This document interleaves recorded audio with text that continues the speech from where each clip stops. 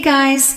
Tonight we begin beneath a slow setting sun, somewhere deep in West Africa, where the air is warm, humming with cicadas, and heavy with the scent of dust, wood smoke, and distant rain. You walk along a winding path through a forest of silk cotton trees. The branches arch high above, forming a leafy cathedral that rustles gently like the whisper of old stories. Villagers move around you with quiet rhythm, carrying baskets balanced perfectly on heads, voices low, eyes smiling. You don't quite know where you're going yet, but the earth feels old here, alive with memory. You come to a clearing, and there, on a carved wooden platform, is a throne. But not just any throne. It floats. Yes, actually floats, just inches above the ground. No strings, no support, no tricks. It gleams with hammered gold, warm in the sunlight, and your pulse quickens. This is the golden stool, not just furniture, but legend. A throne that fell from the sky, literally, and became the soul of a people. You probably won't survive this story, at least not without yawning once or twice. It's that kind of magic. So, before you get comfortable, take a moment to like the video and subscribe, but only if you genuinely enjoy what I do here. Let me know in the comments where you're listening from and what time it is where you are. Now, dim the lights, maybe turn on a fan for that soft background hum, and let's ease into tonight's journey together. So, you're standing in this clearing, staring at a seat said to have been conjured out of thin air in 1701.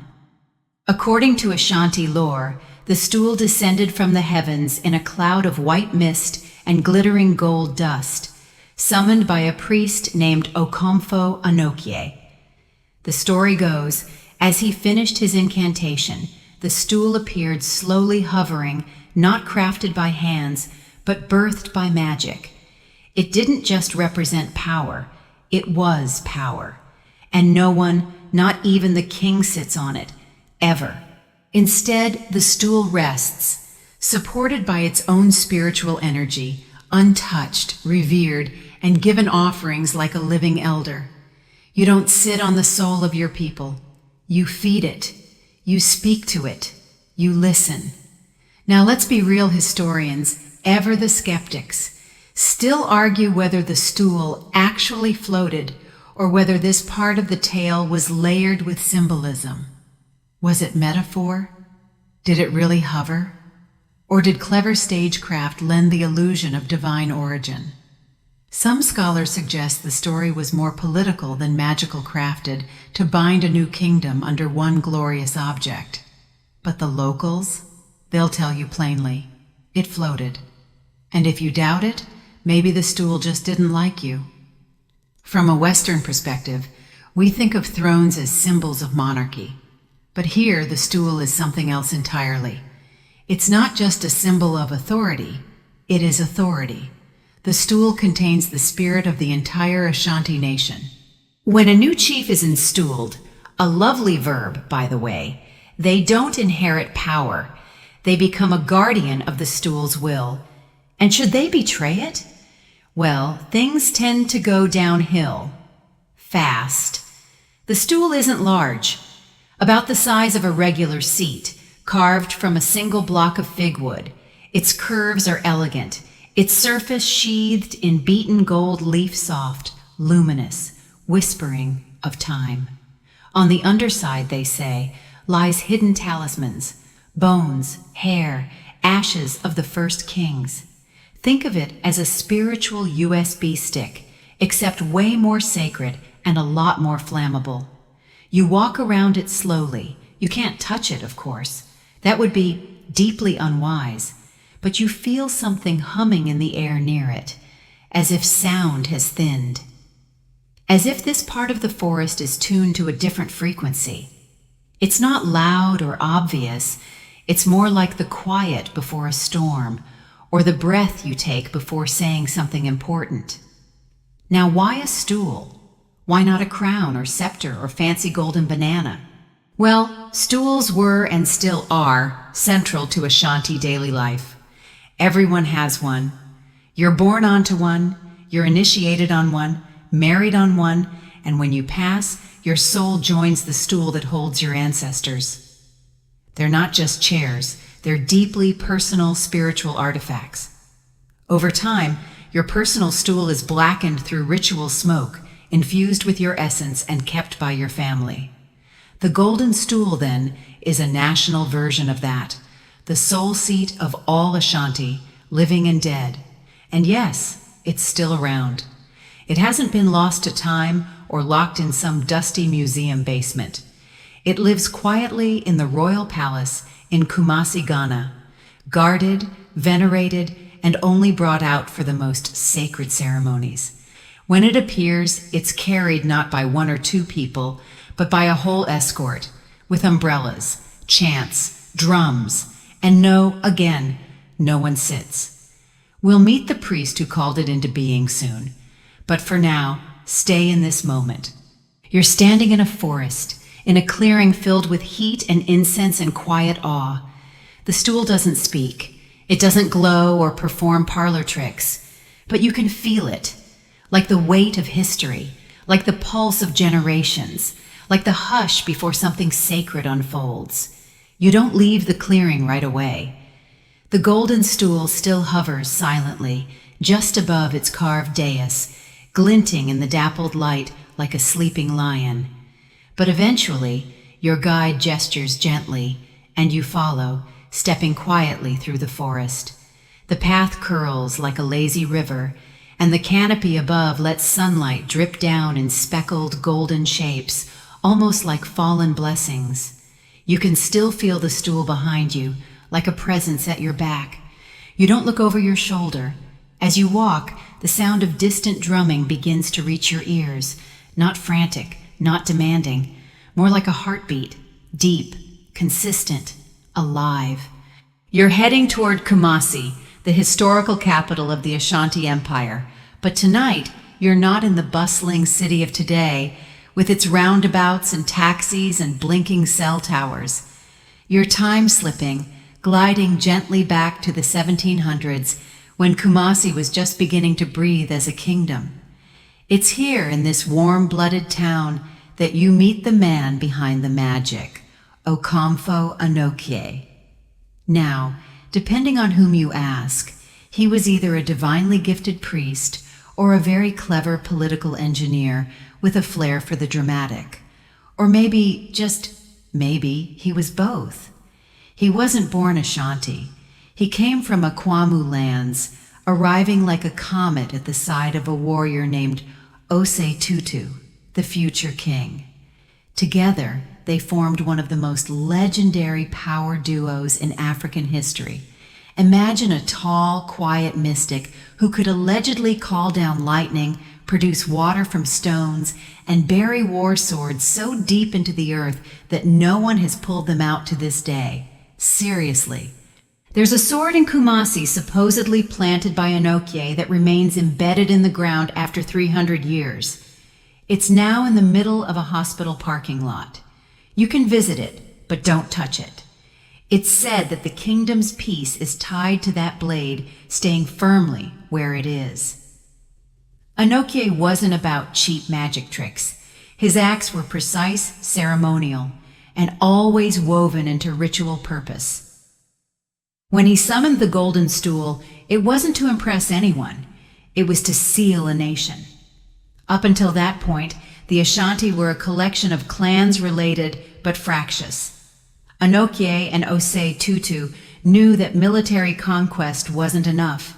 They needed something sacred, unifying, untouchable, something that everyone, warrior, priest, trader, farmer, would protect with their lives.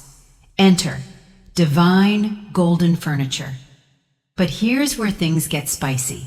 Historians still argue whether Anokye was using actual mystical powers or performing elaborate theater to consolidate tribal allegiance. Some think the stool ceremony was staged to awe and unify, the same way kings in Europe wore heavy crowns and arranged solar eclipses to coincide with coronations. Others insist the stool did float, that eyewitnesses truly saw it descend, glittering and humming, untouched by human hand. Either way, the outcome was undeniable: unity. Anokye didn't stop with the stool. He instituted the Great Oath, a kind of sacred contract that bound the Ashanti clans together. Swearing on the golden stool was the highest form of loyalty. Break that oath, and the consequences weren't just political, they were spiritual. Your soul risked exile from the ancestral realm, which was a bit worse than getting ghosted on a text. But let's not get ahead of ourselves. You arrive at a sacred grove on the outskirts of Old Kumasi. There's a wide space cleared between trees, and at the center stands Anokye himself, or rather, a memory of him. His eyes are calm, his voice low, and as he speaks, birds stop chirping. That might be coincidence, or maybe they're just polite. He tells you of the need for peace among brothers, of the way blood feuds were draining the land, of the dreams he had, visions of a single stool that would carry not one soul, but millions. He speaks not just to people, but to ancestors, to gods, to unborn children. And then he chants. The words are long forgotten now. Only fragments survive in oral memory. But in that moment, you don't need translation. The air thickens. The trees grow very still. There's a humming in your chest, like a drum made of breath. And when the stool appears, just as it did in the clearing, it doesn't crash or flash or sparkle like a magician's prop. It simply is, radiant, weightless, alive. People fall to their knees. Some cry. Others shield their eyes. And from that day, the Ashanti are no longer just a coalition of clans. They are a kingdom. Now, here's the quirky bit. No one's quite sure what day this all happened. There's no sacred date on the calendar, no golden stool day with balloons and cake. Some accounts place it in 1701. Others say it might have been earlier. The Ashanti calendar, governed by both lunar cycles and spiritual rhythms, doesn't match our Western ones cleanly. It's like trying to pin down the birthday of a god. But from that moment onward, the golden stool becomes more than legend. It becomes law. You step back from the grove, the image of Anokye fading into mist. The drums continue, not louder, but steadier, like breath, like promise. And as you move closer toward Kumasi, you carry his words with you, not just the story of a stool, but of what people are willing to believe in and protect and carry forward. The drums stay with you. They don't overpower your thoughts, they become them. The rhythm seeps into your walk, guides your breath, pulls you onward like an invisible thread through the hush of the trees. You're no longer just a traveler. You're part of something older, deeper, wrapped in bark and dust and gold. Kumasi lies ahead now, not as a noisy modern city, but as the heart of an empire in its golden bloom. Picture it. Wide, sweeping roads lined with palm-thatched compounds, sprawling marketplaces where everything from kola nuts to silk changes hands, smiths hammering bronze, woodcarvers tracing divine symbols into stools and drums. The city pulses with life, but it's not chaotic. It's organized, deliberate, just like the structure of the Ashanti state. You enter the capital not as a tourist, but as a silent guest, slipping between time's layers. Around you, men wear richly patterned kente cloth, its bold colors folded and draped with practiced elegance. The women glide like dancers, gold jewelry catching the sun in delicate flashes. And in the very center of the city, like the sun in a solar system, sits the royal palace. Not the cement and stucco palace of today. No, this is the original Aben, built with mud, timber, and the blood memory of kingdoms past. Its courtyards are swept smooth. Its walls breathe the scent of clay and smoke. and on the highest platform stands the Ashanti, the king, Ose Tutu. He doesn't speak often. He doesn't need to. His silence is heavy, like velvet soaked in wine. You've heard stories about him, how he once negotiated peace with rivals using only a carved egg and a proverb, how he claimed divine right not from conquest, but from the stool itself. Because here's the secret. Ose Tutu doesn't sit on the golden stool. No one does. Ever. Not even kings. The stool never touches the ground. It rests on its own platform, carried in procession on the backs of trusted bearers, wrapped in layers of cloth like a holy relic. When transported, it moves under special umbrellas, never exposed to open sky. And when it's housed in the palace, it resides in its own chamber, guarded not just by soldiers but by taboos. To sit on it would be an insult to the souls of the people.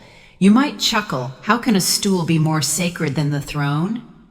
But that's the magic of symbolism. In Ashanti belief, the stool holds the sumsum, the collective spirit of the nation. It's not just furniture, it's a living entity.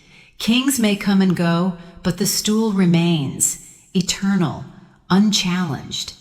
And if you're wondering how seriously people take this, let's rewind to a lesser-known moment, a fringe episode, if you will.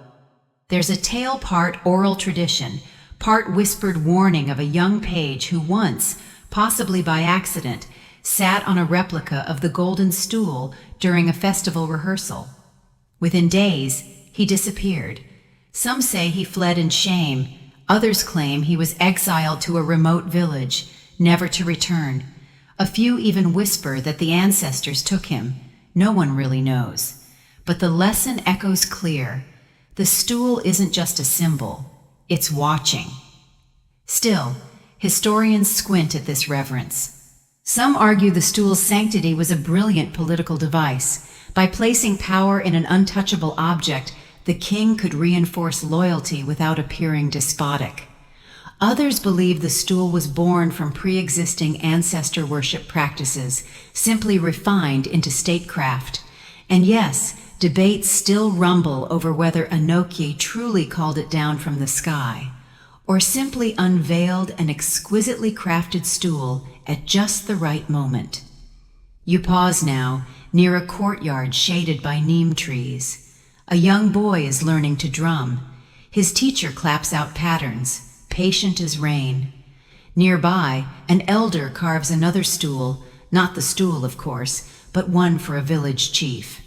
You watch the way his hands glide over the wood, coaxing symbols to life, crocodiles, birds, spirals.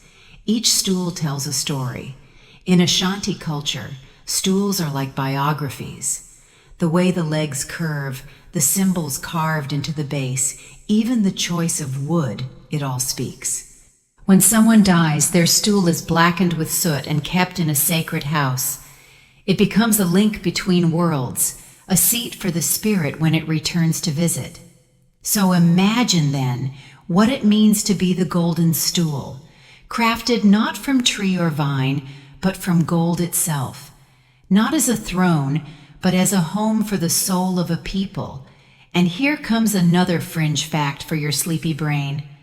Some scholars suggest that the stool's creation coincided with a dramatic astronomical event, a lunar eclipse perhaps, or a comet streaking across the sky.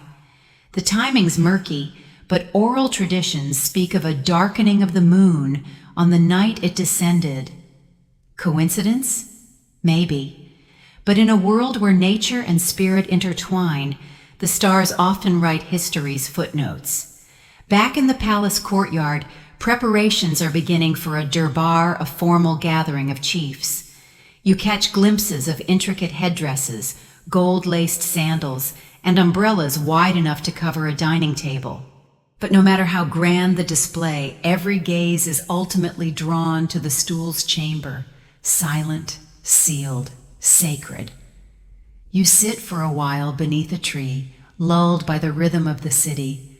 There's no urgency here. The empire breathes slowly, deeply. It has time. And as the sun sinks behind the forest canopy, casting long shadows across the palace wall, you realize the golden stool isn't about power. It's about memory, unity, continuity. It's not a relic. It's a promise. You wake with the faint scent of charcoal in the air, the distant call of a horn announcing a new day in Kumasi. But this isn't just any day. Today, you're stepping beyond the palace into the deeper layers of Ashanti spiritual life, the rituals, the secret ceremonies, and the beliefs that bind this golden empire together. You find yourself walking with a procession, not the loud brass band type, but something softer, rhythmic. Cloth rustles like waves, and calabash rattles whisper in the early light. This is a purification ritual held before any major event. A priest leads the way, his face calm but unreadable, his bare feet padding silently over the red earth. He's carrying something you can't quite make out, a small bowl filled with herbs, feathers, maybe bone. He dips his fingers into the mixture and flicks droplets into the air. It smells sharp, like lemon leaves and something smoky. You step back instinctively, but the others lean in. This isn't just a performance. It's a cleansing, not just of space, but of spirit.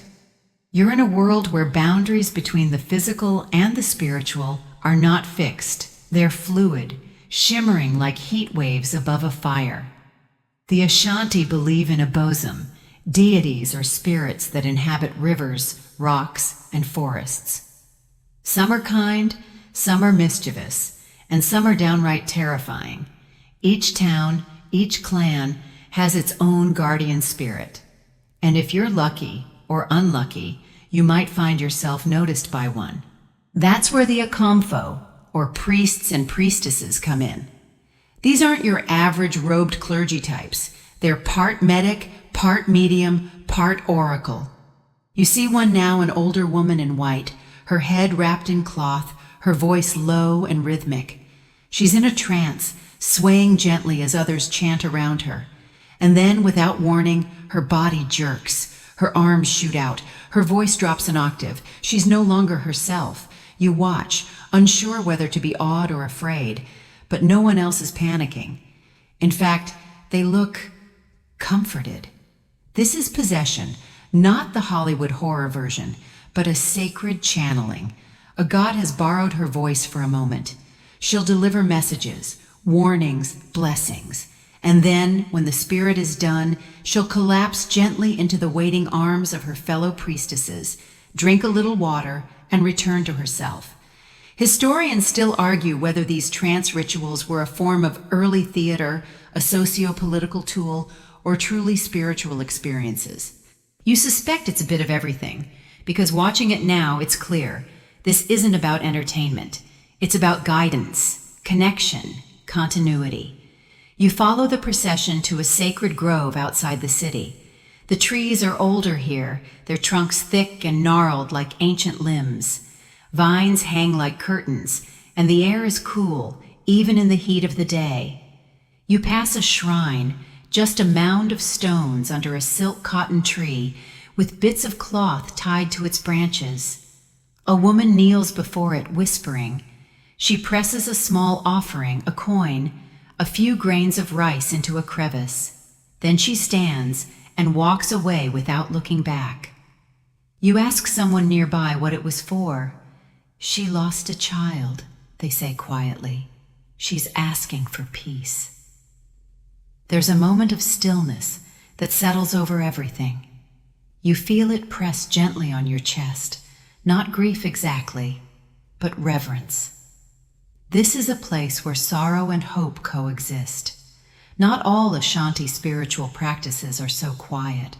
You're soon led to a village festival honoring Tano, the river god. The air is thick with the scent of grilled yam and palm wine. Drums beat faster, dancers twirl in bright kente, and boys run by with painted faces and laughter trailing behind them. At the center of the chaos stands a man with his face streaked in white clay. He lifts a carved staff and calls out in a booming voice. The crowd hushes. He tells a story. Not from a book, not read aloud, but performed. His voice rises and falls like music. He gestures wildly, mimics animals, spins in place. He is the story. Children watch with wide eyes. Elders nod along.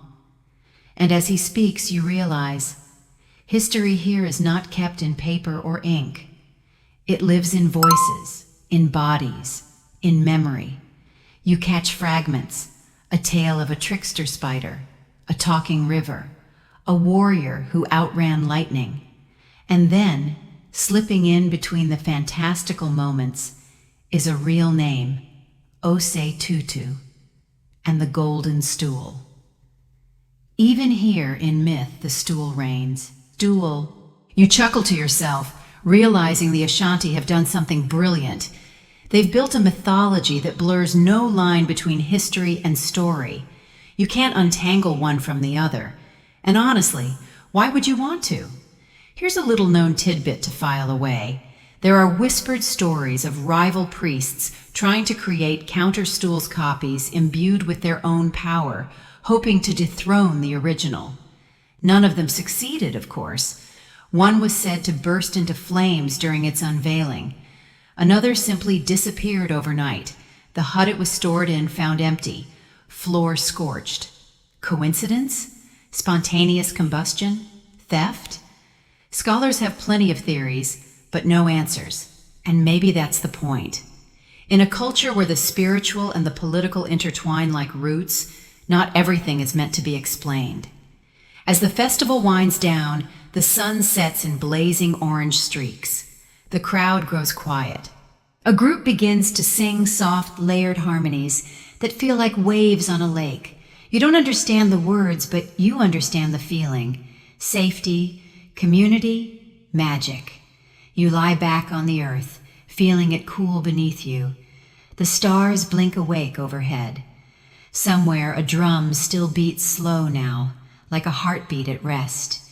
And you think, if the golden stool truly contains the soul of a people, then this, the song, the ritual, the laughter, the reverence, this is its heartbeat.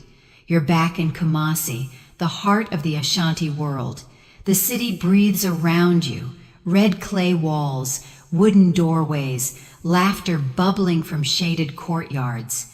Today, you're not chasing rituals or gods. You're chasing power, not the blunt sword-swinging type, but the subtle, strategic kind, the kind shaped in royal courts, behind carved doors, in whispers that carry more weight than a war drum. You step into the palace again, but this time you're ushered into a different chamber. The walls are lined with golden masks and stools of every shape and size, none as sacred as that stool, of course, but impressive nonetheless. This is the council room, and tonight the elders gather. At the center is the Asante, the king, but he's not alone in his rule. You look around and see the layers of governance that have kept this empire stable for centuries.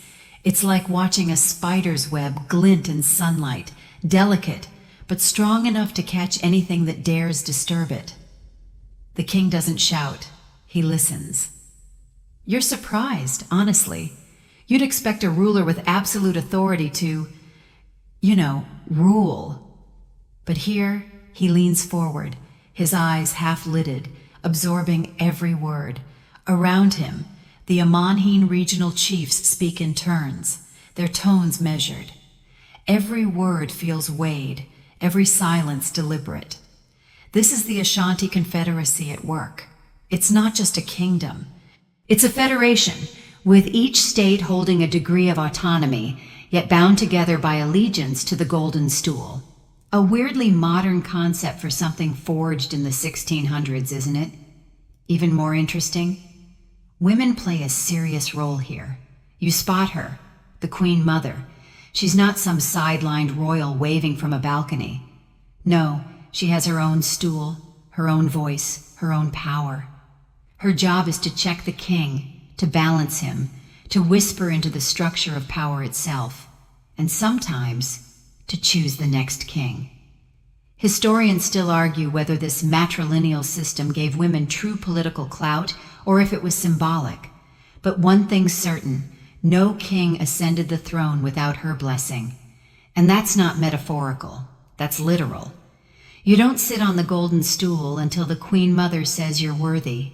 She doesn't shout either.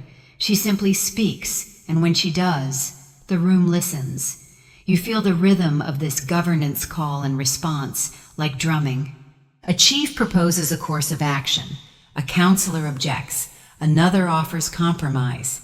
It's not quick, but it's precise. They're not aiming for speed. They're aiming for permanence. In one corner of the room, a linguist stands. Not the bookish, dusty kind you might picture. He's more like an official poet, bodyguard, PR guy all in one. He's holding a staff topped with gold, etched with animal symbols. Every time the king speaks, the linguist repeats his words to the council, and when they respond, he repeats their words back to the king. Why? You ask someone near you, can't they just speak directly? They smile. So the king can stay above the argument. It's genius, really. It keeps the king sacred, aloof, untainted by squabbles, while still staying informed. A little like how royalty today avoids political mud, but with way more style. A quick aside, the staffs linguists carry are serious works of art. Each has a gold finial shaped like an animal or object loaded with proverb meaning. You see one now, shaped like a crocodile with a bird on its back. Even the crocodile needs help from the bird, someone whispers. Cooperation over pride. You're told there are hundreds of such proverbs encoded in these staffs. It's governance by metaphor ruling with riddles. The court breaks for a short while, and you wander out into the palace grounds where young men are practicing Ottawa, a courtly dance. Their hands flutter like birds. Their shoulders lift and fall in time with a steady drum. Every gesture means something. Respect, sorrow, praise.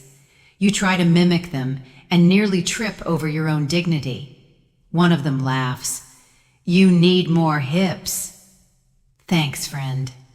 Still, you get the sense that everything in Ashanti culture is communication. Whether it's a dance, a proverb, or the posture of a chief in council, nothing is casual. Even silence can thunder if timed right. As night falls, the council reconvenes. You slip back into the chamber, now lit by oil lamps casting golden flickers on the carved walls.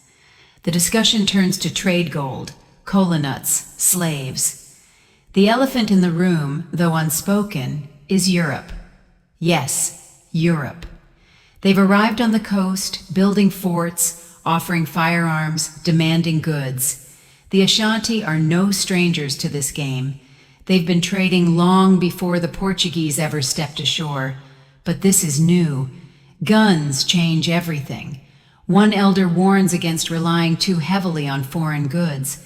Another argues the guns are necessary to maintain dominance over rival kingdoms. The king listens. The linguist echoes. The room simmers with tension. You realize this is what makes the Ashanti powerful. Not brute force, not gold, though they have plenty, but deliberation, thought, strategy. A quirky little fact. There's a stool in the palace called the Stool of Stools. It's hidden from view, stored in a locked room. No one sits on it. It's not for a person. It represents the concept of unity. No gold, no carvings, just power, distilled into wood. As the council closes, you hear the final words of the king, echoed by the linguist, then translated again by a younger boy learning the art. The echoes bounce down the generations. Nothing gets lost, not if they can help it. And that's what strikes you most about the Ashanti. They've designed a political system that resists chaos, not by silencing voices, but by weaving them together. It's noisy, it's complex, it's beautiful. You leave the palace that night with a strange sensation, not awe exactly, but respect. The kind you reserve for a structure that shouldn't work, and yet somehow does. Like a drum made of spider webs that still keeps perfect time. You wake with the sound of drumming in your chest, except it's not a dream. It's real. The air is vibrating. You're already outside the palace gates, drawn by instinct, feet moving before your thoughts have even caught up. In the open square, hundreds have gathered. Market stalls are shuttered, the normal hum of street life replaced by a single, unified rhythm.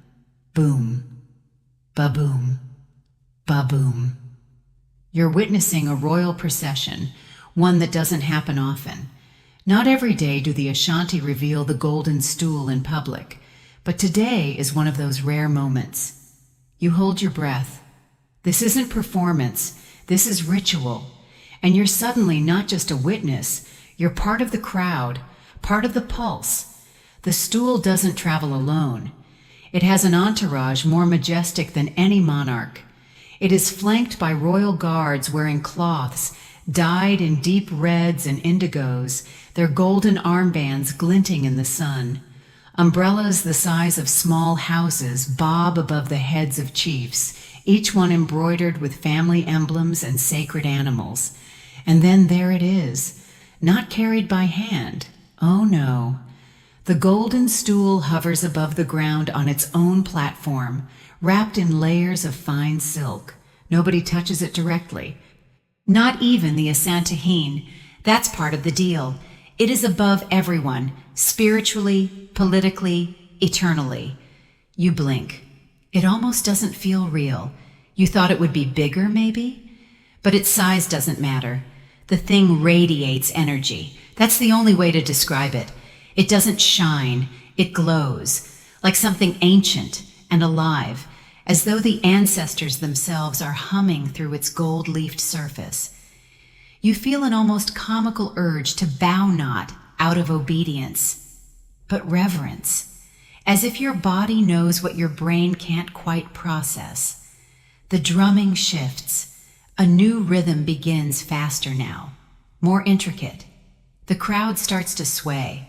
Not dancing exactly, more like rocking in place. You're doing it too before you realize. The stool is making its rounds, presented to each regional chief in turn. Each one bows, not to the Ashanti, but to the stool. The king bows too. Let that sink in. The ruler bows to the symbol of rule. It's like watching a president kneel before a parchment constitution, not out of weakness, but respect for the higher idea that holds everything together. Historians still argue whether this moment, this public display, was always so elaborate, or if it evolved over time to meet political needs. Some say it was a spiritual ceremony first, politicized only later. Others think it was always both, sacred and strategic.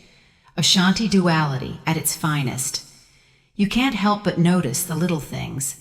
A child pressing his hands together beside his mother.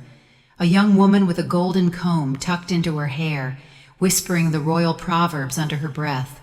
Even the vendors who've closed up shop are silent, their faces reflecting awe rather than annoyance. This isn't a break in their day, it's a gift. Then comes a moment that sends chills straight to your fingernails. A priest steps forward. He carries a calabash bowl filled with white clay. In a sweeping motion, he dabs the clay on the stool's base. You're told it's a blessing, a ritual of protection, to keep dark spirits at bay. The stool is holy, but it still needs care. Quirky side note? The clay itself comes from a sacred river, filtered and purified by women of a single family line. Nobody else is allowed to harvest it. It's one of those rules you don't question unless you want ancestral ghosts knocking on your door at 3 a.m. Suddenly, the drumming stops. You don't notice at first because your heart's been echoing it so perfectly. But now silence, a heavy, reverent pause, then a voice rises.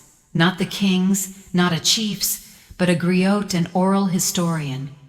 His voice cuts through the quiet, like honey through fire. He begins the tale of Okomfo Anokye, the high priest who called down the stool from the sky. You've heard the story before, but hearing it now in this setting, it hits differently. It's less a tale and more a reminder, a living myth reenacted through sound. You will never see the stool land, the griot says, for it descended not by force but by faith.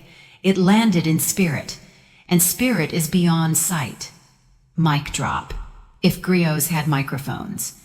After the speech, people begin to rise, not in a rush, slowly, thoughtfully. The ceremony is done, but its echo lingers in the air like incense. You find yourself walking backwards, unwilling to turn your back on the stool, which you're told later is exactly the right instinct. To turn your back would be deeply disrespectful. There's a fringe theory whispered in certain Ashanti circles that the stool is aware, not alive in a human sense, but conscious in a way we can't quite grasp, like a compass needle always pointing toward unity, or a watchdog made of gold and silence. You wander to the edges of the square, where elders now sit under a tamarind tree, sharing palm wine and softly humming.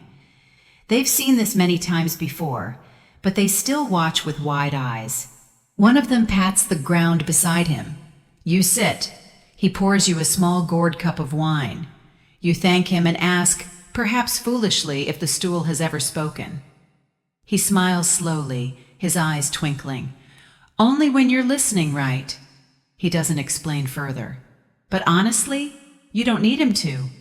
You wake the next day still thinking about the stool, not in a dreamy, mystical way.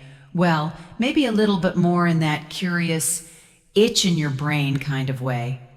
You want to understand it, not just what it is, but how something as small and unmoving as a stool could wield such outsized importance for centuries. So, you set off through the quiet morning, birdsong blending with the rustling of palm fronds overhead. Your destination? A private archive tucked inside a shaded wing of Kumasi's old palace complex, part museum, part library, part sacred hall of whispers. The archive is run by a custodian who's clearly been breathing in dust and wisdom since before the television was invented. His robes are so crisp they practically hum, and he wears tiny gold beads around his wrists that jingle softly whenever he turns a page. He welcomes you not with a handshake, but a nod, as if to say, you're not the first and you won't be the last, but you're here now, so listen well. You sit across from him, knees nearly touching. Between you lies an old volume, not a book in the traditional sense, more a patchwork of vellum pages, oral history transcriptions, and fragile drawings bound in red twine. He opens it carefully, and so begins your quiet journey through time. You learn that the Ashanti didn't just have a stool. Every Ashanti elder, every warrior, even every household had a stool of their own. Some made of wood, some carved from stone. These weren't chairs. They were symbols of lineage, of manhood, of decisions made and debts unpaid. The golden stool just happened to be the supreme version of this, the stool of stools, born not from trees, but from myth. Lowered not from scaffolding, but from the sky. Remember that story the griot told? Turns out Okomfo Anokye really did exist. Part high priest, part political genius, part ash-swirling wizard with a talent for nation building. Mainstream historians generally agree that the appearance of the stool happened sometime around the late 1600s, during a period when various Akan clans were consolidating into a single powerful confederacy. The Ashanti needed something to unify them, not just politically, but emotionally. A story, a symbol, a shared pulse. The golden stool was that pulse. And here's where it gets juicy. One passage in the archive suggests that the idea for the stool came to Okomfo Anokye during a dream. Not just any dream, though, a fever dream. While he was sick with what might have been malaria, He reportedly woke shouting about a golden object descending from the clouds, surrounded by white smoke and voices singing in tongues. Quirky? Absolutely. Made up? Maybe. But it worked. That dream set off a series of rituals and declarations that cemented Ashanti identity for generations.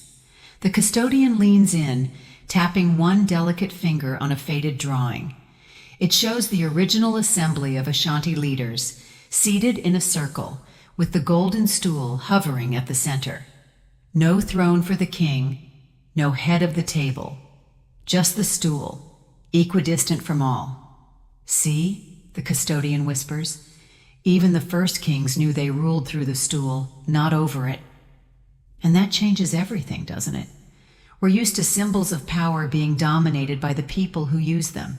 Scepters, crowns, presidential pens. But this is the opposite. Here, the object dominates the ruler. The king doesn't sit on the golden stool. He never has. That would be unthinkable. You might as well try to plug your phone into a cloud. It's a different category of being. There's even a ritual, still performed today, where the king is shown the stool upon ascending the throne. He doesn't touch it. He doesn't even face it for long. Instead, he's led backwards toward it, eyes downcast, like a student before a stern but loving teacher. And then he swears an oath not to his people, not to his gods, but to the stool itself. You ask the custodian whether this has ever caused complications. He chuckles. Ah, now you're thinking like an Ashanti. Turns out, the stool's presence has caused political friction more than once. At least 3 succession crises were sparked by disputes over who was properly blessed by the stool's aura. Not who was voted in or who had the strongest claim, but who the stool seemed to favor. Historians still argue whether this belief was manipulated by power-hungry factions or genuinely felt, the custodian adds, sipping tea from a calabash cup. Maybe both. You pause, stunned. Could a piece of furniture, sacred or not, actually influence the shape of government? Apparently, yes. In Ashanti culture, spirit and governance are never fully separate. They're like twins born together, squabbling endlessly, but unable to live apart. Before you leave, the custodian offers you a strange gift, a folded piece of cloth marked with the outline of the stool. Keep it under your pillow, he says, if you want to dream well tonight. You thank him, unsure if he's serious or just playing into the myth. Either way, you accept it. As you walk back through the shaded corridors, the air is cooler, softer. Maybe it's the architecture. Maybe it's the weight of stories pressing in like velvet. Or maybe, just maybe, it's that somewhere deep in the archives of your own mind, a new understanding is beginning to take shape. The golden stool isn't powerful because it's gold, or even because it came from the sky. It's powerful because people believe it's powerful. And in that belief, whole civilizations have risen, ruled, and endured. You glance at the cloth again. The outline glimmers faintly in the sunlight. Suddenly, sleep feels very far away. You return to your lodgings that evening with a head full of gold, myth, and political intrigue. The streets of Kumasi have quieted, lanterns flickering like fireflies along the dusty paths. Somewhere in the distance, someone is playing a balaf on a melodic ripple that echoes through the warm air like laughter at the edge of memory. You lie down and unfold the cloth again. That faint silhouette of the golden stool stares back at you, and your mind drifts, not towards sleep, but into the echo chamber of history. You start to wonder, what happens when outsiders show up and have no idea what they're looking at? It's a dangerous question, especially when your story moves into the 19th century, that grand parade of boots, buttons, and British Empire expansion. The Ashanti, like many West African kingdoms, found themselves increasingly entangled with European powers, first through trade, then through treaties, and finally through conflict. Now let's be clear. The British didn't just stumble in one day, confused and benevolent. They had been nibbling at the edges of the Gold Coast for decades, setting up forts, building trading posts, and making deals they fully intended to break. The Ashanti had resisted this incursion fiercely. They weren't passive. They had armies, cannons, strategy, and pride. So when Britain finally tried to go full colonial, it wasn't exactly a smooth takeover. In fact, let's zoom in on one especially spicy chapter of this story, the 1900 War of the Golden Stool. Yes, that's the real name. It all started with a man named Sir Frederick Hodgson, then governor of the Gold Coast. Now, Freddie was your classic colonial administrator. Tall, pale, wearing too much khaki, and carrying a confidence forged in the cold fires of British bureaucracy. He had heard of the Golden Stool. He'd been briefed. But did he understand? No, not even a little. So one afternoon in March, he gathered a group of Ashanti chiefs and stood in front of them to deliver what he probably thought was a reasonable speech. You can almost hear him clearing his throat. Ahem, right then. I've heard much about this so-called Golden Stool. Where is it? Why have I not been allowed to sit upon it? After all, I represent the Queen. And with that single sentence, he detonated a cultural landmine. Let's pause here and break that down. Asking to sit on the Golden Stool is like asking to borrow someone's soul so you can prop your feet on it. You don't even look directly at the stool without reverence, let alone plant your khaki-clad behind on it. The chiefs were stunned, silent. And when they did speak again, it was with polite words hiding sharp anger. But privately? Oh, they were fuming. The British had already exiled the Ashanti King Prempeh Y and dismantled much of the kingdom's political infrastructure. But the Golden Stool remained untouched, hidden away by Ashanti elders who knew better than to hand over their very heartbeat. And now this man wanted to sit on it? It wasn't just an insult. It was a call to arms. Soon after Hodgson's blunder, an Ashanti rebellion broke out, led not by a king or general, but by a woman. Enter Ya Asantewa. If you've never heard her name before, lean in closer, because she is one of the fiercest, most unflinching leaders history has ever quietly tucked under its sleeve. Ya Asantewa was the Queen Mother of Ajisu, a position that, like many in Ashanti society, carried both political and spiritual authority. And when the male leaders hesitated to take up arms against the British again, she reportedly stood up, stomped her foot, and gave a legendary speech.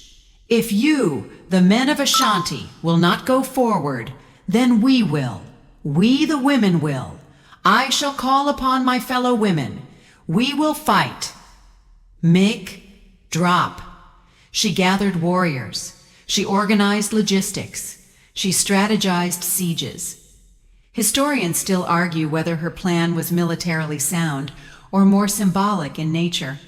But either way, she lit a fire that burned through colonial assumptions. For several months, Ashanti fighters laid siege to the British fort in Kumasi, trapping Hodgson inside like a nervous hamster in a very imperial cage. The British eventually broke the siege and regained control, but not without heavy losses. And they never found the Golden Stool. That's the real twist. For all their power, the British never laid eyes on it. The stool was hidden deep in the forest, buried under layers of secrecy and sacred oath. Some elders reportedly moved it under cover of night, disguising themselves as mourners or farmers, creating false trails and whispered diversions. Imagine that. The entire apparatus of a global empire brought to its knees by a piece of furniture they couldn't even find. The British did retaliate. They arrested Ya Asantewa and exiled her to Seychelles, where she would eventually die in 1921. But the story didn't end there. In fact, it only grew stronger in the retelling. To this day, Ya Asantewa is honored not just in Ghana, but around the world, as a symbol of feminine resistance and spiritual courage. There are schools named after her, statues, songs, and somewhere possibly in the very forest she once defended, the golden stool still sits, untouched, unbroken. And here's your fringe tidbit for the night. One persistent rumor claims that a British officer did stumble upon the stool once, purely by accident, and was so overcome by a mysterious fever that he fled, delirious, convinced he had touched something divine. No records confirm it, of course, but that's how legends work, isn't it? You lie back, brain buzzing, heart strangely full. The war wasn't just about land or gold. It was about the intangible, the soul of a people carved into gold and wood, protected not by walls, but by belief. And once again you're reminded, you don't have to win every battle to win the story. Morning in Kumasi. The haze lifts slowly, like silk off a royal drum. You hear roosters somewhere far off, calling out like they're announcing the next chapter of your journey. And you rise, almost reverently now, walking softer than before, as though the earth beneath your feet might just be sacred.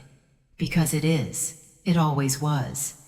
Today, your thoughts return to Ya Asante Wa, not just the woman, but the legacy.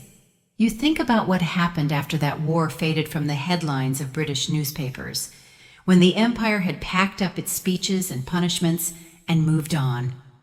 What remained?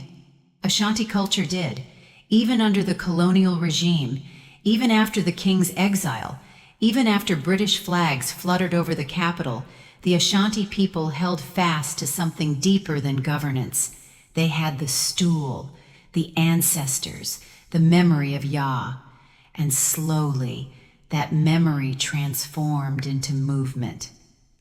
Ashanti society is layered, like the folds of a kente cloth.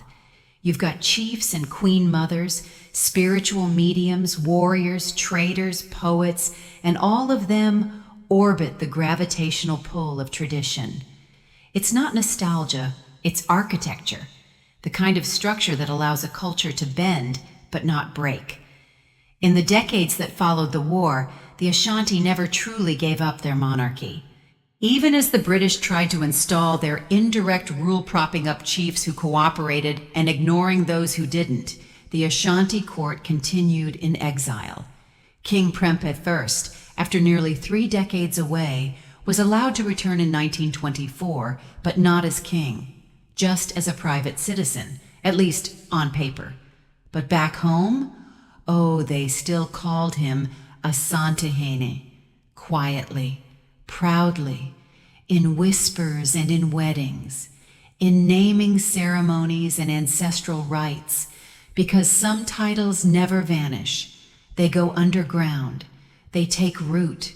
Historians still argue whether the British knew this was happening and chose to ignore it, or whether they were simply too culturally illiterate to notice the thriving monarchy pulsing just beneath the surface.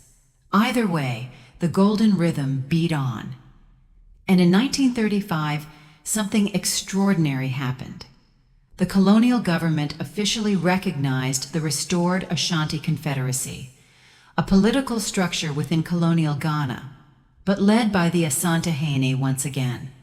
Of course, it wasn't full independence, not yet, but it was a nod, a bow, however grudging, from the empire to the endurance of a people. Let's shift lenses for a second, because while politics flickered and shifted, Ashanti art did something far more interesting. It blossomed. You find yourself meandering through the open-air craft villages just outside Kumasi, places like Bonwire and Ntanso, where artisans still weave and carve and smith like their great-great-grandparents. The rhythm of the loom is meditative, hypnotic. Strip by strip, gold and blue and forest green come together in patterns so intricate you could spend an hour just tracing 1 square inch. Kente cloth isn't just pretty, it's code. Each pattern has a name, a meaning, a proverb encoded into color. Eben, the safety of home. Adwinisa, All motifs are used up. Nothing more can be added. Obakafu Muman. One person does not rule a nation. You spot a young weaver, maybe 14, sitting beside an old man whose fingers move like wind over the loom. There's no rush, no tick-tock countdown, just skill, passed hand to hand. You ask how long it takes to make a single full-length cloth. He grins. A week, sometimes 2. Depends how many stories you want to tell. And it hits you. The Ashanti never stopped telling stories. They just changed mediums. Goldsmiths, too, keep the old flame alive. In autumn, you watch as a craftsman hunches over a chunk of brass, coaxing out a pair of earrings shaped like tiny stools. For weddings, he says, to remind the bride of her power. And over in Awiya, carvers chip away at sisay wood, revealing stool after stool, each one slightly different, each one echoing the silhouette of the golden stool, but never daring to copy it exactly. That would be sacrilege. These are homages, not imitations. Fringe tidbit for you. There's a local superstition still whispered in low tones that anyone who tries to make an exact replica of the golden stool will suffer nightmares for 7 years. Some say a ghostly drumbeat will follow them wherever they go. Others say their tools will break, one by one, until they're left with only their bare hands and a lot of regret. Whether it's true? Well, no one's tried in living memory, and no one plans to. But here's a strange little twist. The stool may be legendary, but it's not constantly on display. It only appears during rare, high-level ceremonies, enveloped in layers of cloth and surrounded by a silent ring of elders. Even then, most people don't see it directly. They see its presence, its shadow, its ripple. That's how powerful it is. You start to notice the symbol of the stool everywhere, not just in actual carvings, but in jewelry, in fabric, in murals. It's shorthand for something that defies translation, not quite nationhood, not just tradition, maybe soul. And maybe this is what people mean when they say a culture is resilient. Not because it refuses change, but because it absorbs it, shapes it, reinterprets it. The Ashanti didn't go to war for nostalgia. They went to war for the present tense, for the right to define what it means to live, to lead, and to remember. You walk back to your room that evening, past kids kicking a soccer ball, past old women selling fried plantains, past a man gently playing a talking drum that mimics the cadence of human speech. The sun sets slow over Kumasi, golden, of course. And as the shadows stretch, you wonder if someone buried a sacred object not to protect it from being lost, but to make sure it was never forgotten. Is that still hiding? Or is it something more? It's late now in Kumasi, but the city doesn't sleep. It just hums quieter. You find yourself walking beneath thick, waxy leaves, heavy with evening dew. There's a faint scent of charcoal and shea butter in the air. Street lamps glow with that warm, flickering amber that feels more candle than electricity. And through this calm, your mind drifts toward the Ghanaian independence movement and the unexpected ways the Ashanti legacy shaped it. Now, history books will often start the story of Ghana's independence with one name, Kwame Nkrumah. Young, charismatic, a firebrand educated abroad, the man who would one day declare, "At long last the battle has ended. Ghana, your beloved country, is free forever." But you've just walked through markets where old men still mutter the name Ya Asante Wa under their breath like a spell, where the golden stool remains untouched but ever present. You start to wonder, what embers did Ya leave behind? What invisible threads tie her rebellion to Nkrumah's revolution? Because here's the thing. By the time Nkrumah founded the Convention People's Party in 1949, Ashanti memory was still a live wire. It had been only 50 years since the War of the Golden Stool. Grandparents still told the story like it happened last week. And the deeper movement towards self-rule in Ghana wasn't just political, it was cultural. Historians still argue whether Nkrumah consciously drew inspiration from the Ashanti past, or whether that influence was more ambient-like background music you don't notice until the silence sets in. But many believe that the long-standing Ashanti resistance offered a kind of psychological foundation for later independence efforts. After all, it's easier to imagine freedom when your people once fought for it. Let's zoom in for a quirky little detail. During the lead-up to independence, there was fierce debate over what kind of nation Ghana should be. Unified? Federalized? Ethnically delineated?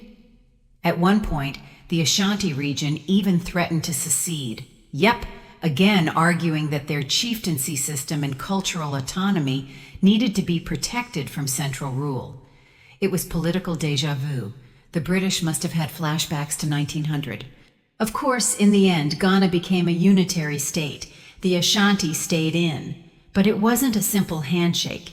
It was more like a chess game, careful moves, loaded silences, and a mutual understanding that history is never just in the past. By the time Ghana achieved independence in 1957, the very first sub-Saharan African country to do so, the Golden Stool had long been returned to Kumasi. Its brief 1921 kidnapping by 2 British surveyors, remember that mess? Had ended with embarrassment, not diplomacy. The stool was recovered. The men were punished. No one dared touch it again. And now, post-independence, the stool became more than just an Ashanti symbol. It stood quietly, elegantly, as a reminder that Ghana had always had its own sacred thrones, its own philosophy of kingship, long before European boots hit African soil. You stroll past a mural on the side of a school, a giant image of the Golden Stool hovering above a map of Ghana. Kids are gathered nearby, giggling over snacks of roasted ground nuts and puff-puff. One points to the mural and says, "It floats, you know." You nod. Of course it does. Let's get even more personal. Because while governments shifted and flags changed, daily Ashanti life continued with a rhythm that no politician could fully disrupt. The libation prayers, the drumming patterns, the ceremonies that mark births, deaths, marriages, harvests. These are the things that last longer than policy. You attend a funeral, not a somber event, but a celebration. The deceased was 92. Her grandchildren speak in English. Her great-grandchildren wear kente. Her spirit is honored with both a church hymn and a talking drum call. You realize that to be Ashanti in modern Ghana isn't about choosing between past and future.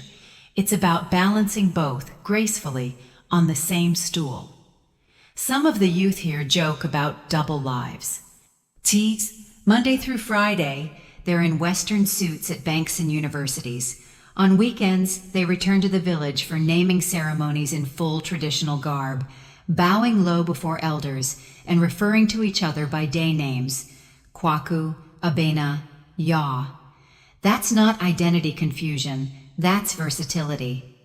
And back in Kumasi, the Manhia Palace still stands not as a tourist attraction, though it draws plenty, but as a living institution. The current Asante Hain, Otomfuo Ose Tututo, maintains a careful balance between tradition and modernity. He speaks at the UN, but also leads ancestral rites. He uses a smartphone, but you'd better believe he bows to the Golden Stool. Here's a peculiar bit of protocol. The Asante Hain himself is never allowed to sit on the Golden Stool. Not even he is worthy. It's a vessel of the people, not a seat of privilege. That's a level of humility you don't often see in royalty. You sit on a bench and listen to the rustle of trees as night creeps in. Your guide explains that even today, the stool is occasionally fed, ritually cleansed, and spiritually recharged with offerings. Not unlike how someone might polish a sacred heirloom, or charge a phone, if you want to get cheeky with metaphors. It's strange, isn't it? The more deeply you explore this object, the Golden Stool, the less it feels like a thing and more like a presence, a whisper across time, a weightless weight, one that you now carry gently in the folds of your mind. And you start to ask, what are your golden stools? What ideas or memories or traditions have you buried for safekeeping? What sacred thing have you quietly guarded, hoping one day it would rise again? You lean back. The stars flicker overhead like a silent council. Somewhere unseen, the golden stool remains hidden, and yet more visible than ever, morning tiptoes back into Kumasi. The mists are rising off Lake Bosumtwi. Now remember that sacred crater lake, the one formed by a meteor strike? You're standing near its shore, sipping warm millet porridge as the water glimmers like melted bronze under the first rays of sun. Fishermen paddle past in narrow canoes carved from a single tree, moving so smoothly it's as if they're skating on glass. Today your journey takes a deeper turn, not into legend, but into language. Because if the golden stool is the Ashanti's soul, then Twi, their language, is its voice. You hear it everywhere now, in marketplaces, in lullabies, in casual scolding from a grandmother to her grandson who dared run barefoot across the road. Twi isn't just spoken, it dances, it sings, it laughs in full-bodied syllables. It is a tonal language, which means the same word can mean 5 different things depending on pitch. Misplace a tone and suddenly I am going turns into I am buying a goat. True story. And within Twi, there's a phenomenon that historians and anthropologists alike find absolutely fascinating. Proverbial speech. You don't just say, he's greedy. No. You say, he eats like someone whose house is on fire. You don't say, she's wise. You say, she has more sense than the hen who sleeps with one eye open. This kind of coded, layered communication wasn't just for flair, it had real function.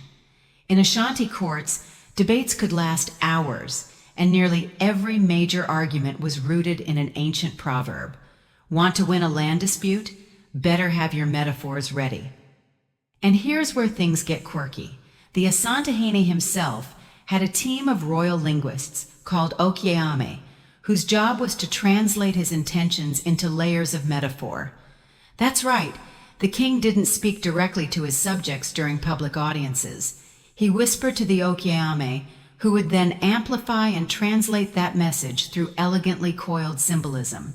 Historians still argue whether this was about preserving mystique or simply ensuring the monarch didn't say something dumb in the heat of the moment. Maybe both. You remember a time someone once told you, Ashanti culture is like an onion.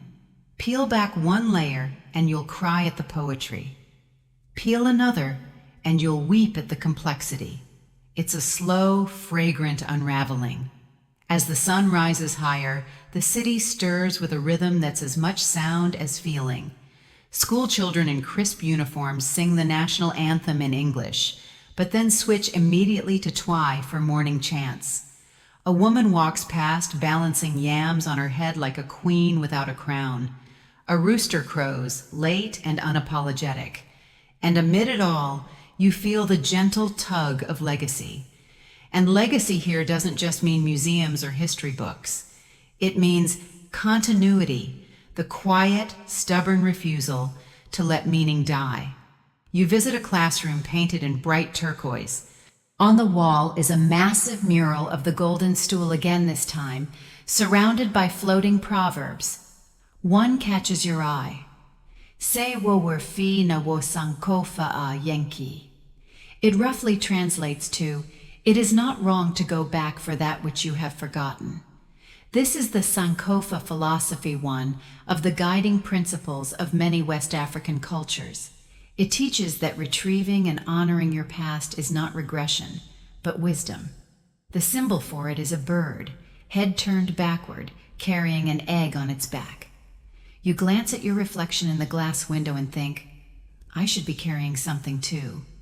Maybe not an egg, but a story, a lesson, a stool. Let's indulge in a fun tidbit here. The golden stool, despite its name, isn't actually pure gold. It's mostly crafted from wood, overlaid with gold leaf and sacred symbols. Its beauty isn't just in material, it's in what it means.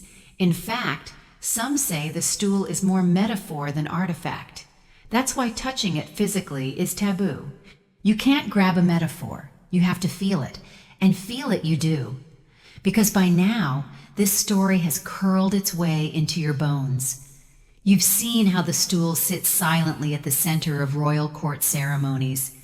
You've heard it invoked in lullabies and speeches.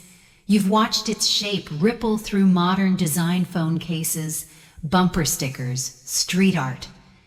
Even Ghana's Parliament building was designed in a shape loosely inspired by the golden stool. Some politicians protested that it was too symbolic, not practical enough. Others countered, what's more practical than remembering who we are? Back at the lake, a teenage boy in a Man U jersey waves at you. His phone plays drill beats through a cracked Bluetooth speaker, but slung across his back is a kente cloth woven in deep purples and burning oranges. It doesn't clash with the football shirt. It complements it. Past and present, old thread and new. There's a quiet joke in Ashanti circles that the future is just a modern stool waiting to be carved. You smile, because maybe the world doesn't need new thrones. Maybe it just needs better stories to sit on. One last thing before you wander back. The stool is never to be filmed or photographed directly when in ceremony. If you're lucky enough to witness it, you're expected to bow, not snap a selfie. Why? Because reverence still matters. Some things are too sacred for screens, and as you retreat down a sun-dappled path where mango trees sway like sleepy dancers, you realize that the golden stool doesn't live in a vault or a shrine or even in Kumasi. It lives in memory, in metaphor, in the rich, soft folds of a language that still dreams in gold. You're back in Kumasi's cultural district now, where history rubs shoulders with modern hustle, and you feel it again, that strange tingle of something ancient beneath your feet. They say the Ashanti never truly gave up their war drums. They just tuned them lower. And today, you're going to hear how the golden stool survived not just colonization, but commodification. Because when the British left, they didn't take the symbols, but they did leave something sneakier behind: capitalism, Coca-Cola, and the internet. So how does a sacred object like the golden stool stand up to TikTok? Let's start at the Manhia Palace, the current residence of the Asante.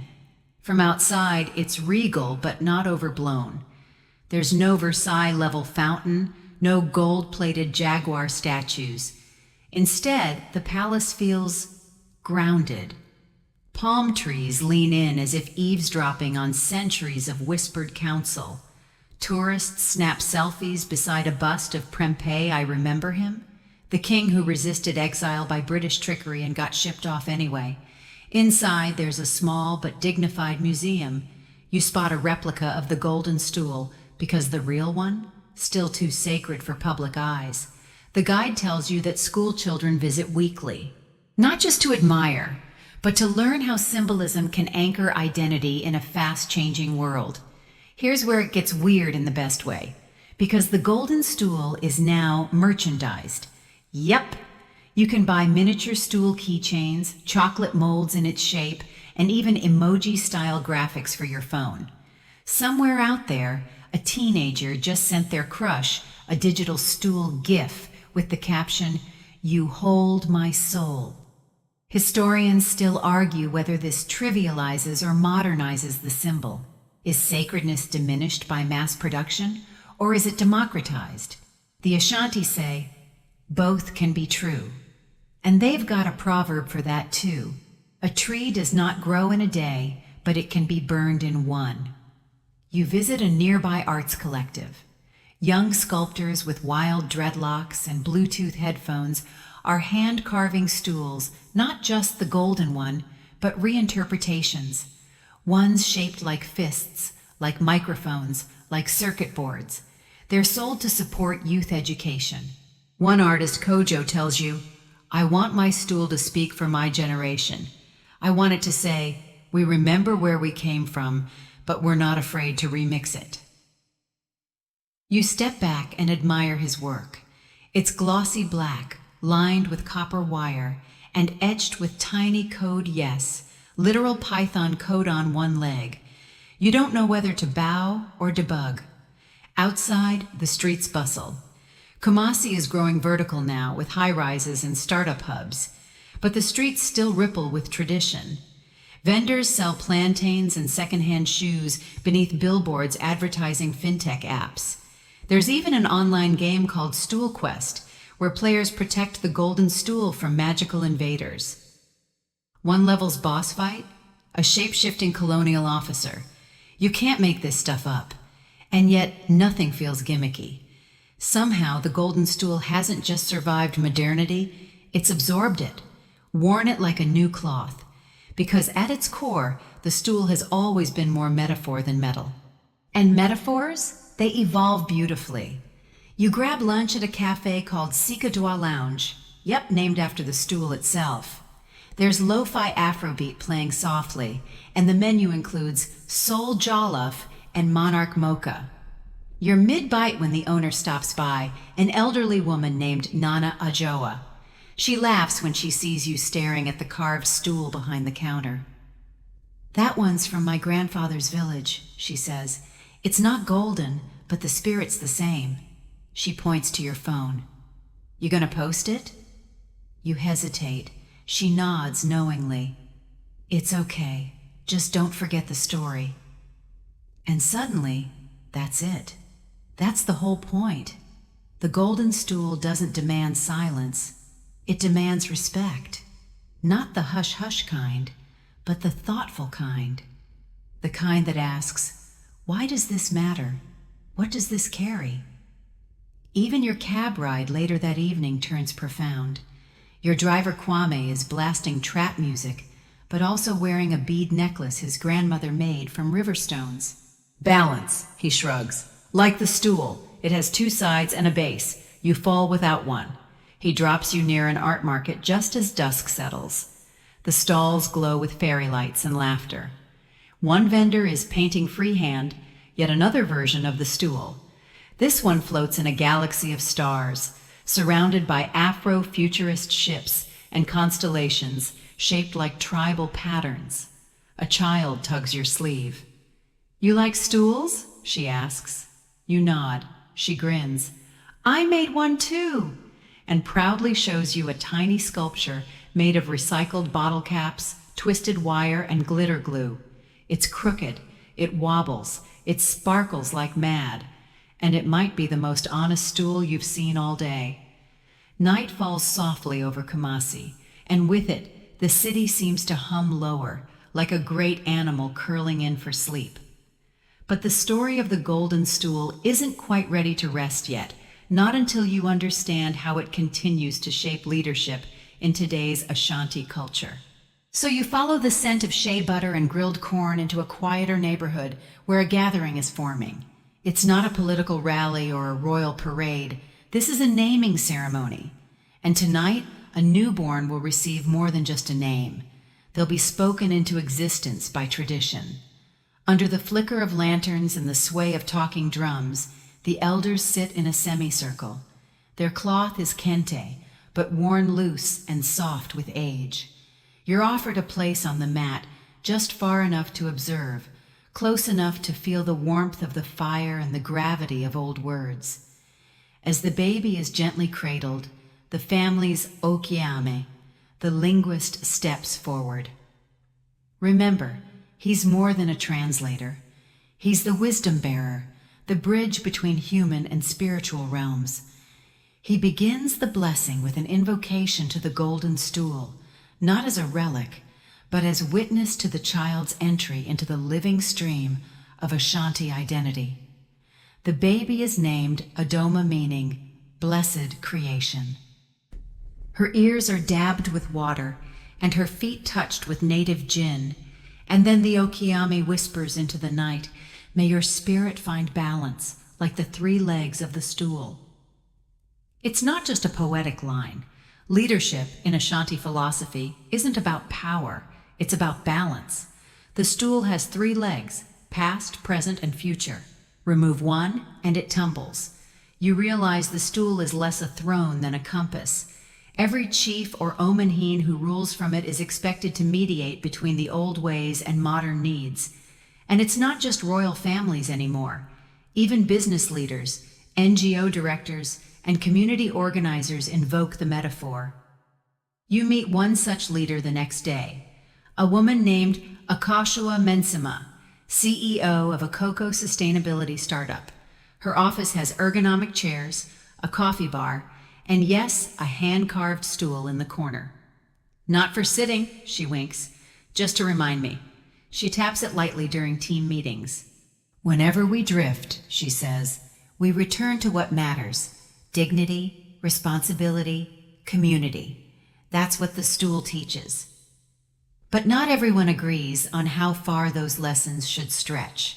Historians still argue whether the Ashanti's deep reverence for lineage and hierarchy can coexist with modern democracy. Does the stool symbolize inclusivity or elitism? Back in the village, the elders laugh when you bring that up. "Both," they say again. "The stool doesn't stand on one leg."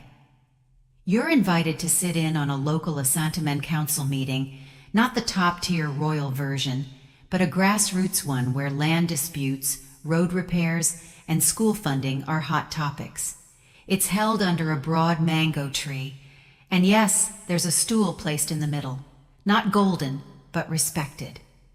Each speaker rises in turn, touching the stool lightly before presenting their point. It's not superstition. It's a gesture of grounding, like asking, "Does my view honor more than just myself?" The debates are lively. Someone wants a cell phone tower on ancestral land. Another suggests the school needs books more than bandwidth. Through it all, the stool remains untouched, physically and spiritually centered. And here's a twist. The youngest voice in the meeting belongs to a girl no older than 17. She stands barefoot, holding a tablet. Her points are sharp, her respect clear. "Progress," she says, "shouldn't come at the cost of our stories." There's a pause. Then one elder nods. "The stool listens," he says. Later, you ask if there's ever been a time when a chief was removed, not by conquest, but by consensus. Your guide nods solemnly. Yes, if they dishonor the stool, the people can destool them. Destool, a single word that carries centuries of democratic impulse. The Ashanti may cloak their power in tradition, but they hold their leaders accountable with stunning clarity. A chief who abuses trust doesn't lose a vote, he loses the right to sit. That night, you lie in bed at a local guest house, listening to geckos chirp and fans whir. You think about the leaders you know back home. How many would survive the scrutiny of a sacred stool? You smile, picturing an office meeting where your manager is forced to touch a stool before explaining the new email policy. But then, seriously, you wonder, what if we all had a symbol like that? Not to worship, but to remind. A daily nudge toward fairness. A check against arrogance. A seat that says, you don't just sit for yourself, you sit for those before and after. And just like that, you realize why the golden stool still matters. Not because it's old, but because it teaches leadership as a shared weight, not a solo prize. Morning finds you walking once more through the shaded courtyards of Kumasi. The red earth feels cooler underfoot now, as if the land itself is preparing to rest. But before our journey ends, there's one more story the stool wants to share its brush with disappearance. You follow whispers to a quiet building nestled behind a grove of flame trees. No tourists, no fanfare, just a simple museum with faded signage, Manhaya Palace Archives. Inside, you find a dim room lined with glass cases. There, behind a low velvet rope, lies a black and white photograph. A group of British soldiers, stiff with medals, standing over something covered in cloth. The caption reads, "Taken 1900, following the Golden Stool War." Yes, war. You've heard rumors before that the stool was once almost taken, maybe even sat upon, by a British officer. But it's not until now that you learn how close it came to vanishing forever. Flashback to the year 1900. The British Empire, at the height of its colonial swagger, decides it's time to take control of Ashanti lands. They've already exiled King Prempeh to Seychelles, dissolved the Ashanti Confederacy, and stationed their governor, Sir Frederick Hodgson, in Kumasi. But Hodgson makes a mistake, a big one. In a public address at Fort Kumasi, he demands the Ashanti bring forth the golden stool, not just to admire, but to sit on. Now pause. Imagine that for a second. A foreigner sitting on the soul of your people. It's like asking to use someone's grandmother's ashes as a coffee table. Historians still argue whether Hodgson truly understood the gravity of his words. Some think he believed the stool was just a symbol of political power, something to be displayed in a museum, or worse, claimed as a trophy. Others believe he was deliberately provocative, hoping to spark a reaction he could suppress. Well, he got one. The Ashanti rose, not just the military, but regular people. Farmers, merchants, blacksmiths, even women, especially one woman, Ya Asantewa. A name you may have heard whispered in textbooks, but here, she roars. Queen Mother of Ajisu, Ya Asantewa takes up arms when no male chief will lead. With fire in her eyes and a machete in her hand, she rallies the people with a cry still quoted today. If you, the men, will not go forward, then we will. We, the women, will fight. And they do. For months, the Ashanti siege Fort Kumasi, forcing the British into defensive positions. They cut off supplies, use guerrilla tactics, and shield the stool with absolute secrecy. You pass a dusty map in the archive, a hand-drawn sketch showing British patrol routes. One note reads, "No sign of the artifact. Locals mute. Because no one talks, not even under torture. Even with superior weapons, the British never find the golden stool. The Ashanti hide it in the forest, burying it beneath the roots of an ancient silk cotton tree, guarded night and day by a rotating circle of elders. To this day, no outsider knows the exact spot. Eventually, the rebellion is crushed. Ya Asantewa is captured and exiled to the Seychelles, where she dies in 1921. The Ashanti kingdom is absorbed into the British Gold Coast, but the stool remains untouched, not paraded, not broken, not even glimpsed by colonial eyes. And here's the strange part. For a while, the stool simply disappears from public life. It's said that the royal spirits themselves, perhaps sensing the danger, removed it from time. A fringe belief? Maybe. But you've heard stranger theories tonight. The silence ends in 1921, when King Prempeh returns from exile. One of his first acts? A quiet reappearance of the stool during a sacred ceremony. No photos, no press, just the old chants and the soft rustle of gold dust. You walk past another exhibit now, an oil painting from the 1950s, depicting Ya Asantewa mid-battle, arm raised, skirt flying. It's romanticized, sure, but the look in her eyes, fierce, unflinching. You think about how women like her are often called warrior queens, as if leadership was an exception to their nature. But here in Ashanti memory, Ya is not an exception. She's the ideal. Later at a local cafe, you strike up a conversation with a university student. He's sipping palm wine and scrolling through memes. You ask him if young people still care about the golden stool. He nods, matter of fact. It's not just about gold. It's about who we are when tested. You press him. And if someone tried to take it again? He grins. They'd better run. You realize the stool's power isn't just in tradition. It's in remembering how people responded when everything was on the line. It's in the refusal to let spirit be looted. You pause at the museum's exit. The sunlight hits your skin again, warmer now. You feel the dust of stories clinging to your sleeves. Outside, life resumes, horns honk, street vendors shout, kids chase each other barefoot. But somewhere in a forest glade, beneath a tree no GPS can find, something ancient still watches, still waiting, still shining. You leave the museum with your thoughts spinning like the Ashanti goldsmith's wheel circling deeper, not outwards. And yet, there's one more chapter the stool wants you to hear, a quieter one. One not about battles or gold, but healing. It's the 21st century now. Ghana is independent. The streets of Kumasi bustle with Wi-Fi cafes and motorbike taxis. The Ashanti kingdom, once banned by colonial edict, is now officially recognized a traditional authority within a modern state. But the golden stool? Still sacred, still sovereign. You follow a guide to the new Manhia Palace, the royal residence of the Asante. Today, it's both a functioning court and a public museum, its ochre walls gleaming under the tropical sun. Inside, guards wear kente robes and digital watches.